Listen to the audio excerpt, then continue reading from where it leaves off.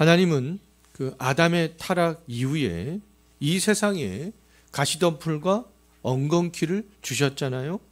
이후에 모든 인간은 그 하나님의 저주의 결과물로 주신 그 가시덤불과 엉겅퀴를 제거하기 위해서 이제 지혜를 사용하는 수고를 해야 살아갈 수가 있게 되었습니다.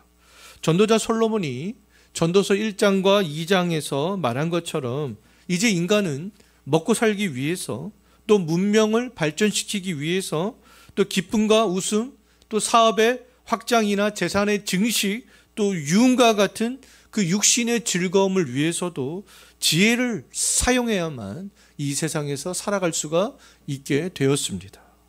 사람들의 인생은 근데 뜨고 지는 해처럼, 늘 불어오는 그러한 바람처럼, 늘 흘러가는 강물처럼 항상 반복되는 거잖아요. 이전 세대가 지혜를 추구하면서 살았던 삶을 이후 세대도 동일하게 그러한 지혜를 추구하면서 살아가게 됩니다.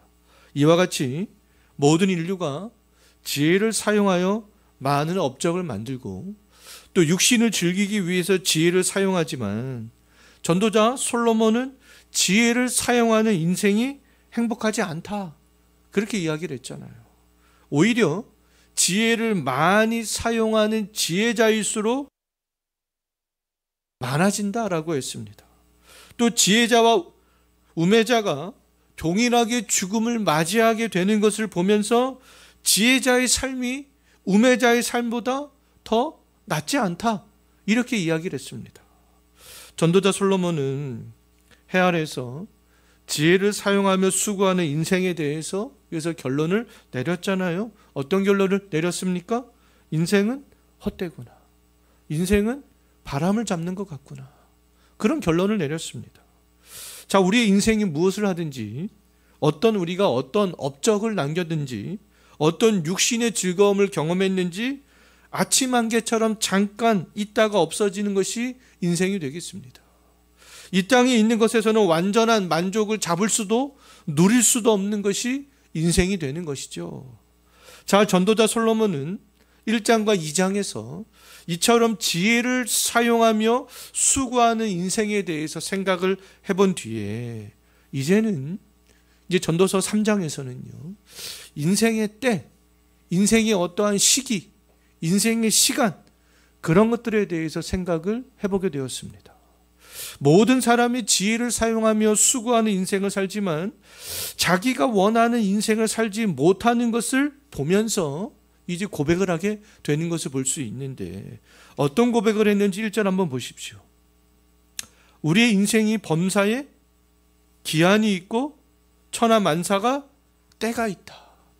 기한이 있고 때가 있다라는 것은 인생을 살면서 내가 원하는 대로 살 수 없음을 지금 고백하고 있는 거잖아요. 아, 때가 있구나. 기한이 있구나. 그 시기에, 그 때에 내가 어떤 일들을 할 수 있지, 내가 원한다고 해서 어떤 일들을 할 수 없구나 라는 것들을 생각을 하게 되었던 것이죠.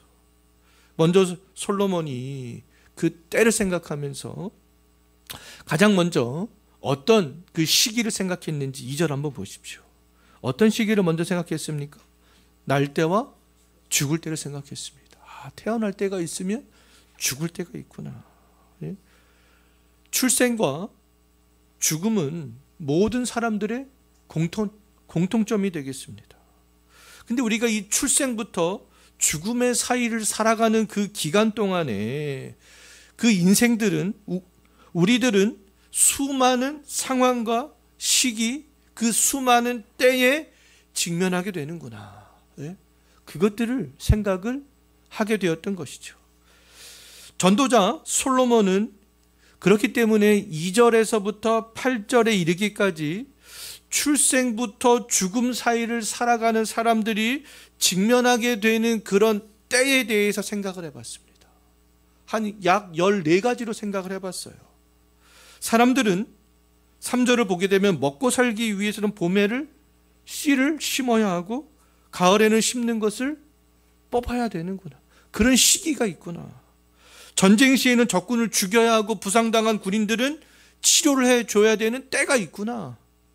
새 건물을 세워야 될 때가 있고 노후화된 건물을 헐어야 될 때가 있는 거구나. 장례식에서는 울고 슬퍼해야 하지만 경사스러운 날에는 춤추고 웃어야 되는구나. 그런 때가 있구나. 밭을 갈기 위해서는 돌을 던져야 하고 집을 짓기 위해서는 밭에 있는 돌도 걷어와야 되는구나. 사랑하는 가족을 안을 때가 있지만 코로나처럼 전염병이 있을 때는 안는 것을 멀리해야 되는 그런 시기가 있구나. 잃어버렸던 물건을 찾을 때가 있다면 있었던 물건도 잊어버릴 그럴 때가 있는 거구나. 지킬 때가 있으면 버릴 때가 있고, 찢을 때가 있으면 꿰맬 때가 있고, 잠잠할 때가 있으면 또 말할 때도 있고, 사랑할 때가 있으면 또 미워하는 그런 시기도 있고, 또 전쟁할 때가 있으면 평화로울 때도 있구나. 우리는 출생과 죽음 사이에 이러한 여러 가지 상황, 그런 시기, 그런 때 직면하게 되는구나. 그것을 생각했습니다. 이와 같이 세상 만사는 다 때가 있어요. 인생을 살면서 이렇게 대조되는 삶의 환경들을 우리가 피해갈 수가 없는 거 아니겠어요? 심는 때, 치료하는 때, 세우는 때, 앉는 때, 사랑하는 때, 평화의 때가 좋다고 해서 그것만 하면서 살 수 없습니다. 그런 환경만 직면하면서 살 수가 없어요. 그 반대가 되는 삶의 환경에도 어쩔 수 없이 직면하게 되는 것이 우리의 인생이라는 거죠. 인생은 그렇다면 내 마음대로 되지 않습니다. 내가 원하는 환경에서만 살 수가 없잖아요. 내가 싫어하는 어떤 삶의 시기 살아내야 합니다.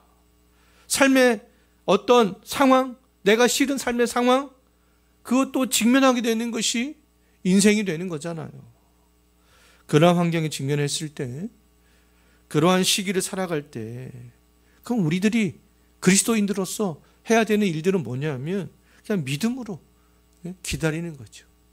그 시기들을 그 믿음으로 인내하면서 보내는 거예요.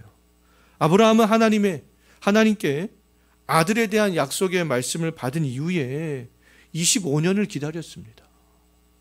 히브리서 저자는요, 뭐라고 아브라함에 대해서 이야기를 하고 있냐면, 아브라함이 오래 참아, 25년을 참았잖아요. 25년을 기다렸습니다. 오래 참아 약속의 말씀을 받았다, 이렇게 기록을 하고 있어요. 아브라함이 아들 이삭을 낳은 시기는 그의 나이 75세가 아니라 100세였기 때문에 25년을 기다려야 했던 것이죠. 내가 원하지 않는 인생의 시기를 살아갈 때, 그때에 직면했을 때 우리들은 믿음으로 기다리는 거예요. 믿음으로 기다리다 보면 어느 순간 이제 울고 슬퍼하고 미워하고 전쟁하는 시간들은 지나가게 되고요, 웃고 춤추고 사랑하고 평화할 수 있는 그러한 시기가 찾아오게 되지 않겠어요? 반대로 내가 가장 원하는 시기를 살아가고 있다 할지라도 그 시기가 영원하지 않다라는 것들을 우리는 알아야 되는 것이 아니겠습니까? 우리의 인생은요, 어느 한 단면, 단편적이지 않습니다. 복합적이죠. 다양한 삶의 환경에 직면하게 되는 것이 우리의 인생이 되겠습니다. 전도자 솔로몬은 3장 1절부터 이렇게 8절을 통해서 인생을 살면서 직면하게 되는 다양한 때에 대해서 이렇게 생각을 해봤습니다. 그렇구나. 그런 상황에 직면하게 되는 것이, 그러한 시기에 직면하게 되는 것이 인생이구나. 출생부터 죽음 사이를 그 어떤 인생도 피해갈 수가 없구나. 그것을 생각했죠. 세상 사람들이 인생의 다양성에 이처럼 직면하게 되는 것에 대해서 많은 사람들은 우연이라고 말합니다. 그러나 우리 그리스도인들은 그렇게 생각해서는 안 되는 것이 아니겠어요? 자연의 섭리도 그냥 다 처음부터 우연이다, 이렇게 얘기를 합니다. 근데 그것은 말이 안 되는 거잖아요. 다양한 삶의 환경은 하나님이 정해놓으신 질서 때문에 일어나는 것이다라는 거죠. 전도자 솔로몬은 9절부터 이제 15절을 통해서 하나님이 정해놓으신 질서에 대해서 강조합니다. 하나님께서 그 질서를 정해놓으셨기 때문에 그러한 시기들이 있는 것이구나. 그러한 때에 직면하게 되는 것이구나. 그렇게 고백을 합니다. 우연이 아니라 하나님의 주권 속에서 각 사람들이 다양한 인생의 때를 경험하게 되는 거예요. 9절 보십시오. 일하는 자가 그의 수고로 말미암아 무슨 이익이 있을까? 질문합니다. 우리는 날마다 일하는 수고를 하는데 일하는 수고를 할 때 나에게 무슨 이익이 있을까? 인생을 살아가다 보면 다양한 인생의 환경에 직면하게 되는데 그때에도 우리는 뭐 할 수밖에 없어요? 수고할 수밖에 없습니다. 나의 마음과 상관없이 우리는 심는 수고, 또 나의 생각과 상관없이 수확하는 수고, 허무는 수고, 세우는 수고, 이러한 모든 수고를 할 수밖에 없습니다. 근데 이러한 수고가 어떤 이익이 있겠어요? 결론은 이익이 없다라는 겁니다. 근데 이익이 없지만 수고하는 인생을 사는 거죠. 이익이 없는 수고를 할 수밖에 없는 이유는 나의 어떠한 마음과 상관없이 그런 수고를 해야 하는 인생의 시기이기 때문에 그렇다라는 겁니다.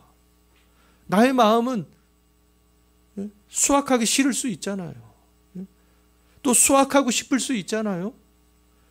그런데 내 눈앞에 보이는 인생의 시기는, 삶의 시기는 수확하는 시기가 아닙니다. 심는 시기일 수 있어요. 오래된 건물을 헐고 다시 짓고 싶지만 현실은 오래된 건물을 헐 수 없는 현실에 직면하게 될 수 있잖아요. 경제적, 사정 여건상. 인생을 살다 보면 내가 하고 싶은 수고를 해야 될 때도 있지만 내가 하고 싶지 않은 수고를 해야 될 때도 있습니다. 이러한 상황에 늘 직면하게 되는 것이 인생이라는 거예요. 수고할 수밖에 없습니다. 우리의 인생은 내가 원하는 수고만 할 수 없는 것이죠. 내가 원하지 않는 때에 직면하게 되는 것이 인생이 되겠습니다. 이익이 없지만 그 일들을 할 수밖에 없는 것이 우리의 인생이라는 거예요. 그 시기가 되면, 그 때가 되면 그 일들을 할 수밖에 없는 것이 인생이라는 거죠. 우리는 나에게 이익이 되지 않지만 수고를 하면서 우리 인생을 죽을 때까지 살아갈 수밖에 없어요. 우리들이 평생 그렇게 살아야 하는 이유가 무엇 때문인지 10절 한번 보십시오. 뭐라고 말씀하고 있습니까? 하나님이 우리 인생들에게 노고를 주셨다. 애쓰고 수고하며 살도록 하나님께서 그렇게 하셨다라는 거잖아요.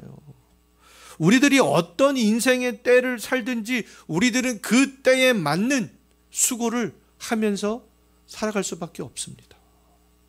우리가 어떤 인생의 시기에 있든지 우리들이 해야 되는 일들은 애를 쓰는 거예요. 노고, 그 일들을 감당해 나가는 겁니다. 심는 시기에 직면하면 심기 싫어도 수고를 하는 것이 인생이라는 거죠.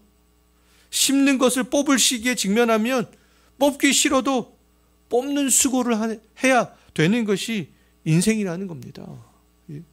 울 때에 직면했을 때에는 울기 싫어도 우는 수고를 할 수밖에 없는 것이 인생이고요. 또 웃을 때에 직면했을 때에는 웃기 싫어도 웃는 수고를 하는 것이 인생이라는 거예요. 딱 그 일들을 해야 되는 그 시기가 다 정해져 있다라는 것이죠.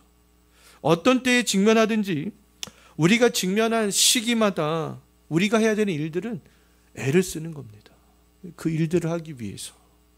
학생 때에는 공부하기 싫어도 나에게 어떤 유익이 없어 보여도 그냥 공부하는 것이 맞잖아요. 이후에는 청소년 때처럼 공부하고 싶어도 공부할 수 없는 때가 오기 때문에 그렇습니다.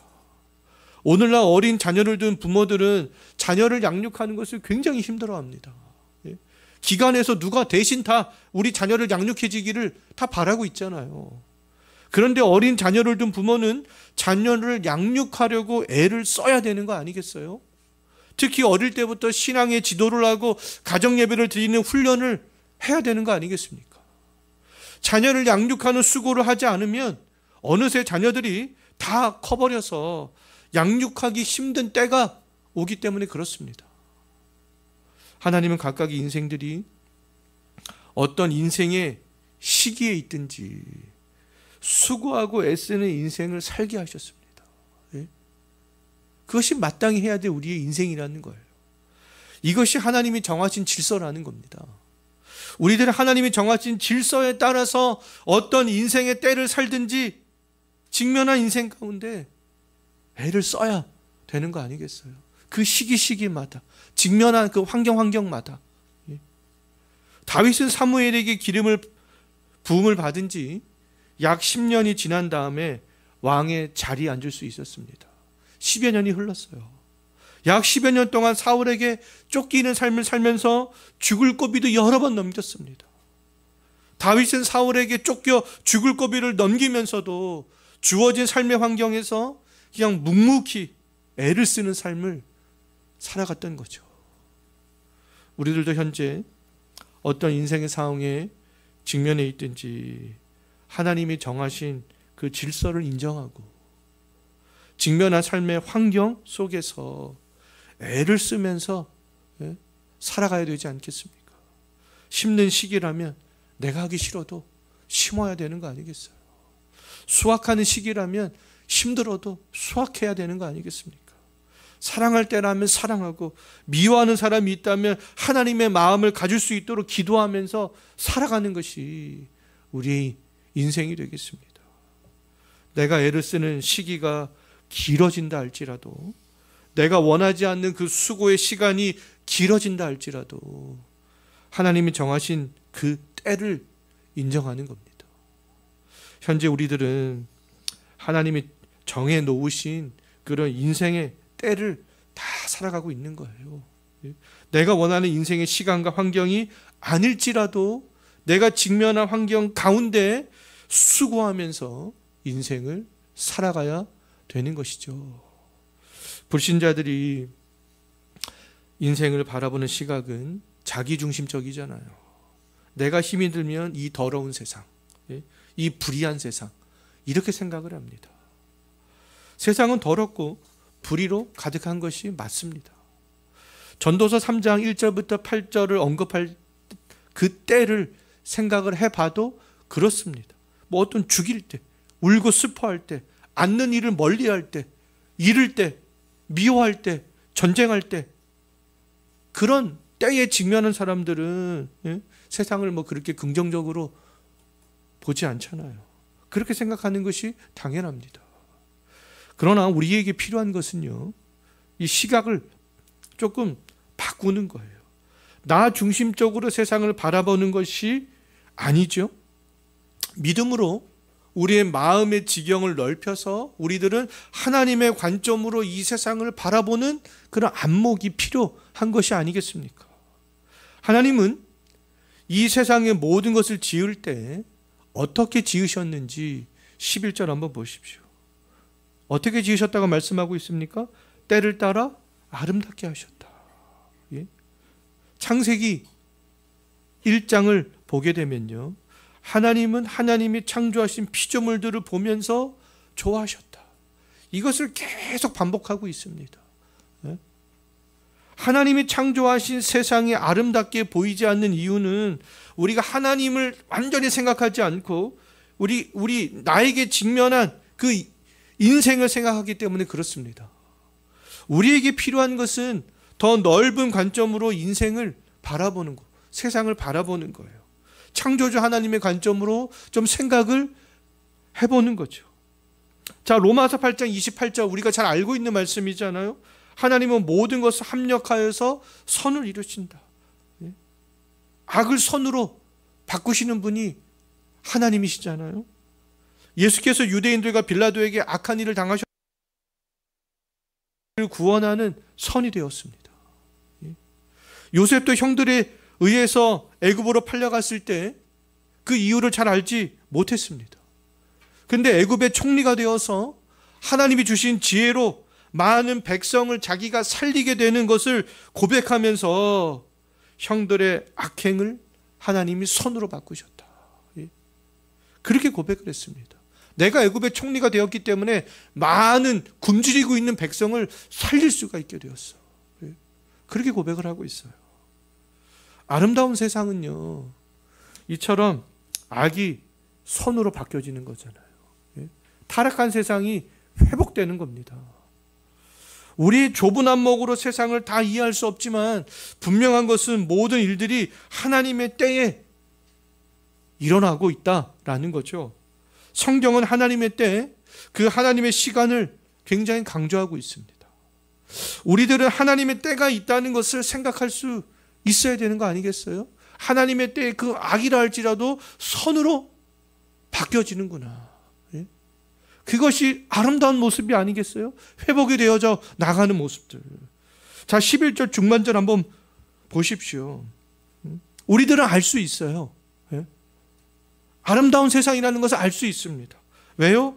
하나님이 사람들에게 무엇을 주셨어요? 마음에 영원을 사모하는 마음을 주셨다. 그렇게 말씀하고 있죠.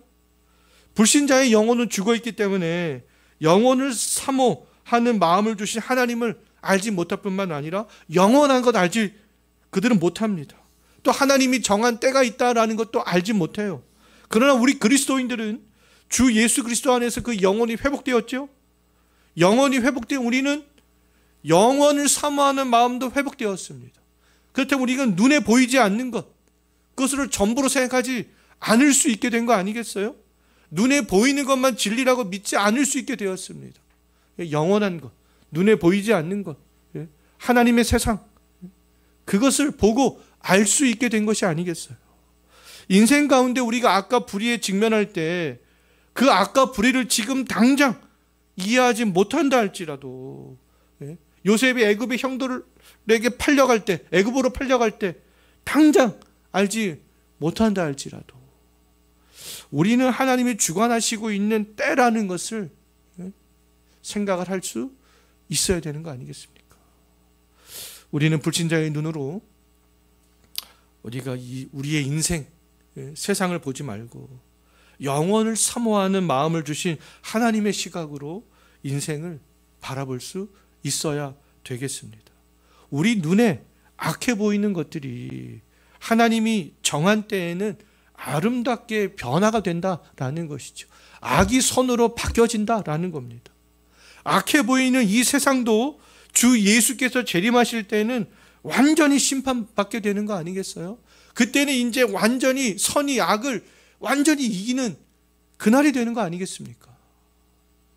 영혼을 사모하는 마음이 회복이 되었고 하나님이 하나님의 때에 하나님이 계획하신 것을 성취하시는구나. 그것들을 우리가 깨닫게 되었지만 근데 우리에게는 한계성이 있습니다. 하나님이 하시는 모든 일들을 다 알 수 없는 거죠. 하나님이 왜 그때에 그 일들을 그렇게 하셨는지, 또 왜 그때에는 그렇게 하지 않으셨는지, 왜 내가 인생의 이 시기를 살 때 그런 상황에 내가 직면하게 되는지 우리는 그것을 완전히 알 수 없어요. 그것이 우리의 한계성이 되겠습니다. 11절 마지막 부분 한번 보십시오. 하나님이 하시는 일의 시작과 끝을 우리들은 측량할 수 없다. 우리들은 하나님과 다르게 한계성을 가진 존재다라는 거죠. 우리는 하나님이 하시는 일을 다 이해할 수 없습니다. 인생을 살면서 좀 전에도 말씀을 드렸지만 다양한 환경에 우리 인생이 직면할 때 특히 내가 원하지 않는 그때에 원하지 않는 수고를 할 때 직면하게 될 수 있잖아요. 그때 우리가 먼저 생각해야 될 것은 뭐냐면 하나님의 무한성과 우리의 유한성입니다. 그렇지, 나는 피조물이지.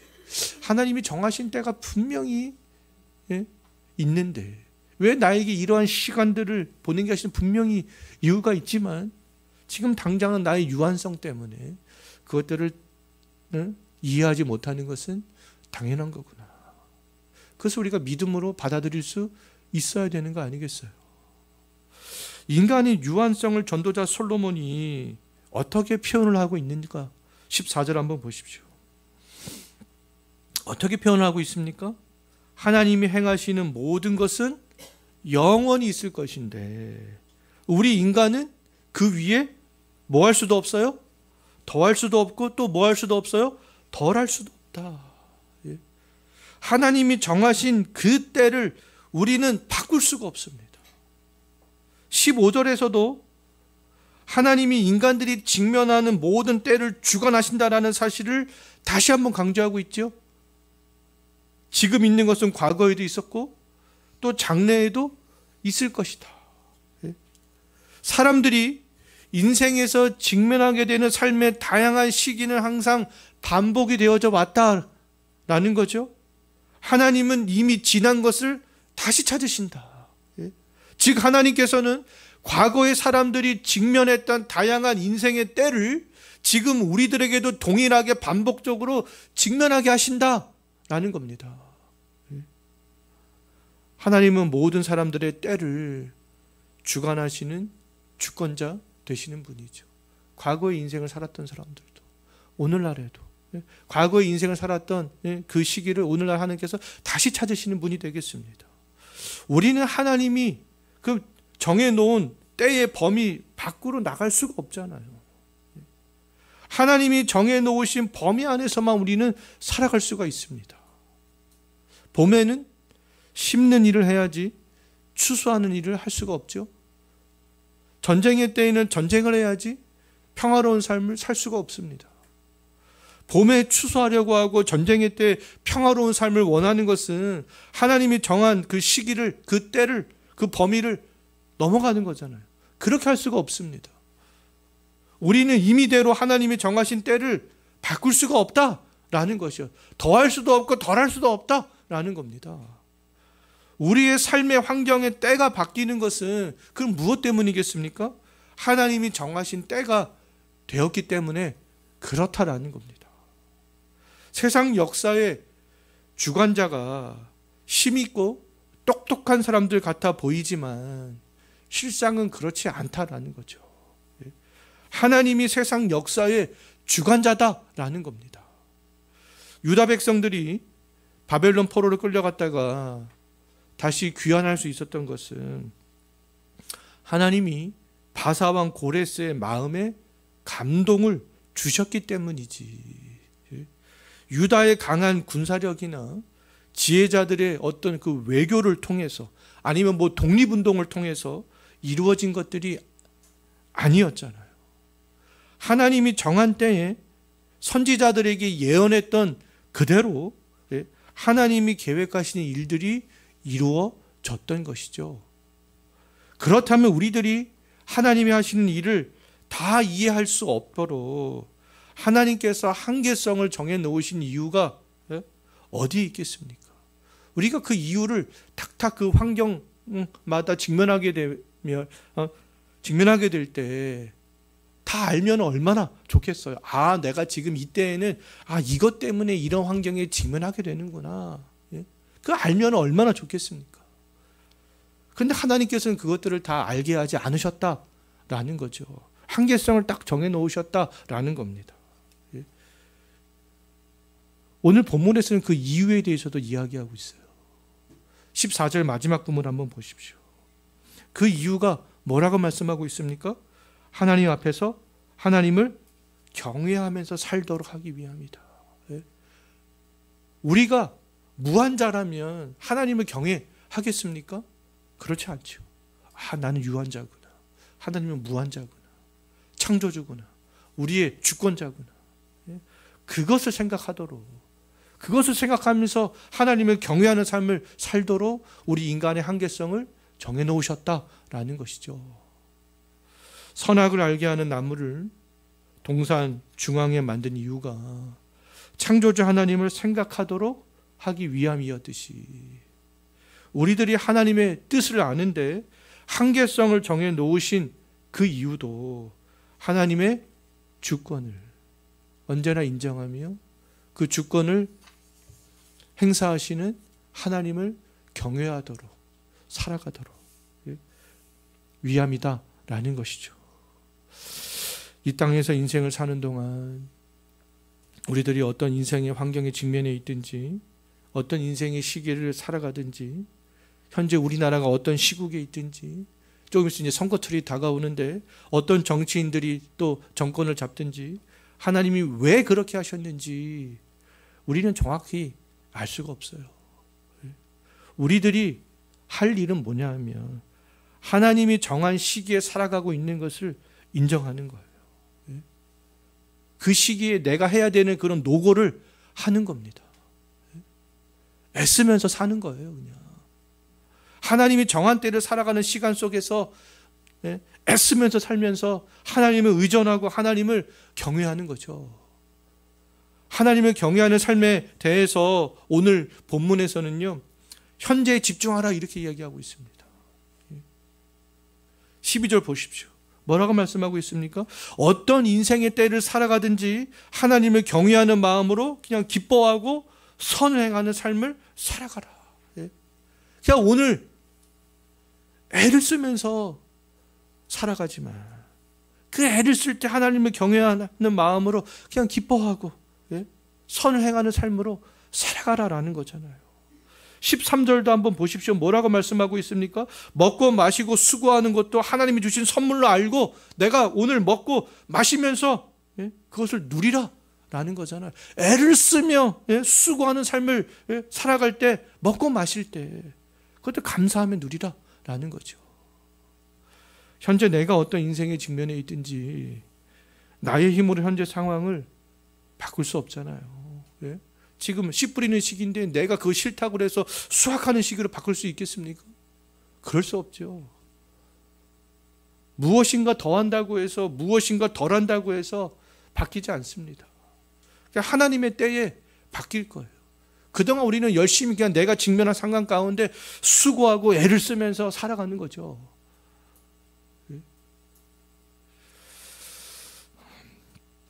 자, 현재 씨 뿌리는 일이 힘들고 희망이 없는 것 같아 보여도 그냥 씨를 뿌리는 시기라면 울며 씨를 뿌려야 되지 않겠습니까?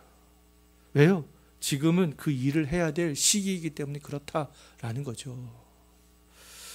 이제 말씀을 마치겠는데요. 어떤 인생의 시기에 직면해 있든지 우리가 할 일은 하나님의 주권을 인정하면서 기쁨으로 그리고 선을 행하면서 현재를 살아가는 겁니다.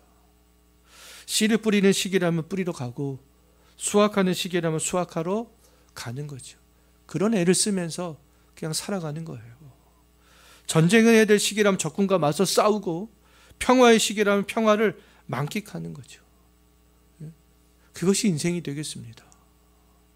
어떤 인생의 시기에 직면하든지 하나님의 영광을 위해서 주어진 현재를 살아갈 수 있는 저와 여러분이 되었으면 좋겠습니다. 기도하겠습니다.